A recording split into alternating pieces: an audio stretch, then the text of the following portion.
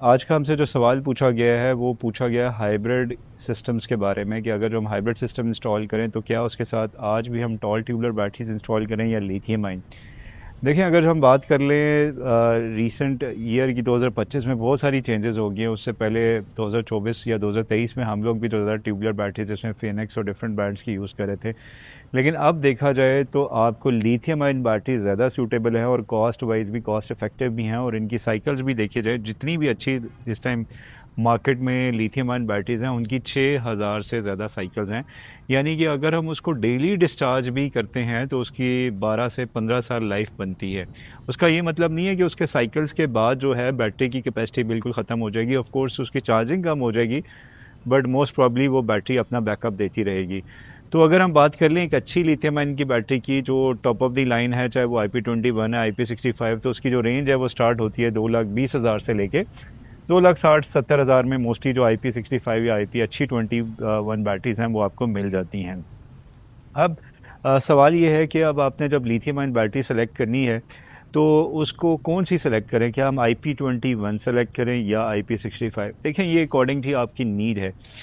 Batteries में generally आपको इतनी वरीसम होने की ज़रूरत नहीं है, क्योंकि बैटरीज़ में कोई ऐसे पार्ट्स नहीं हैं जो कि वेयर एंड टेयर होने with the passage of time. लेकिन अगर आप बैटरीज़ को बाहर सेंध में लगाना चाह रहे हैं या ऐसी जगह पे जहाँ पे बारिश आने के इम्कान है, ये इवन आप गैराज में लगा रहे हैं या शेड के नीचे लगा रहे हैं, तो वहाँ पे आप IP65 बैटरी इंस्टॉल कर लें। इवन IP54 या IP21 इतनी सक्सेसफुल नहीं है, क्योंकि ये बैटरीज़ हैं जो आप इंडोर लगा रहे हैं। वैसे हमारी रिकमेंडेशन ये है ब्राइट ब्रदर्स की, जो मोस्टली हम बैटरीज़ इंस्टॉल कर रहे होते हैं वो आउटडोर यूज़ करते हैं।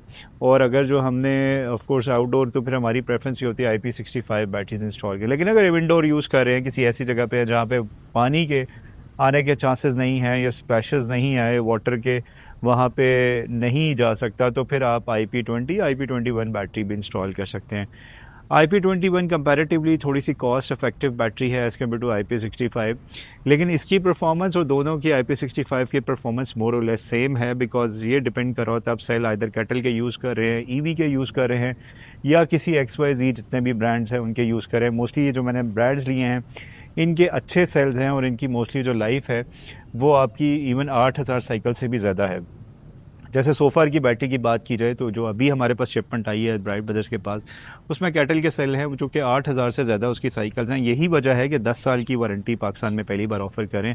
मोस्टली जो लो वोल्टेज की बैटरीज़ हैं, चाहे XYZ जितने भी ब्रांड्स हैं, वो मैक्सिमम 5 ईयर्स की करें। कोशिश करें जब भी आपने ब्रांडेड बैटरी लें, जब भी इन्वर्टर्स लें, ब्रांडेड इन्वर्टर्स लें, ऐसे XYZ ब्रांड्स के इन्वर्टर्स ना लें, क्योंकि आपने for the life time investment करनी है और 20-30 हज़ार से फ़र्क नहीं पड़ता, लेकिन आपने परफॉर्मेंस और जो उसकी एक्सपेक्टेड लाइफ है वो बहुत मैटर करती है।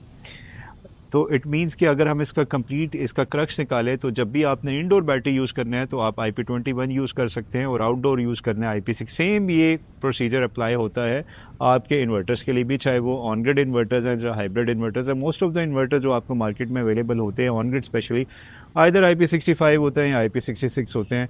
और हाइब्रिड इन्वर्टर्स में आपके पास ऑप्शन होती है कि आप IP65 लें या IP21 लें, again if you are installing outside.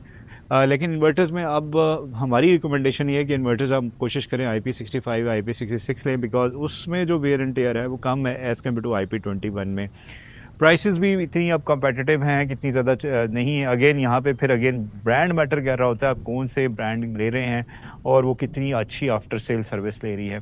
अगर आपका कोई भी सवाल है रिगार्डिंग सोलर सिस्टम से, तो आप ब्राइट ब्रदर्स से या नीचे के दिए नंबर पर हमसे कॉन्टैक्ट कर सकते हैं। स्टे ट्यून्ड, जज़ाकल्लाह खैर।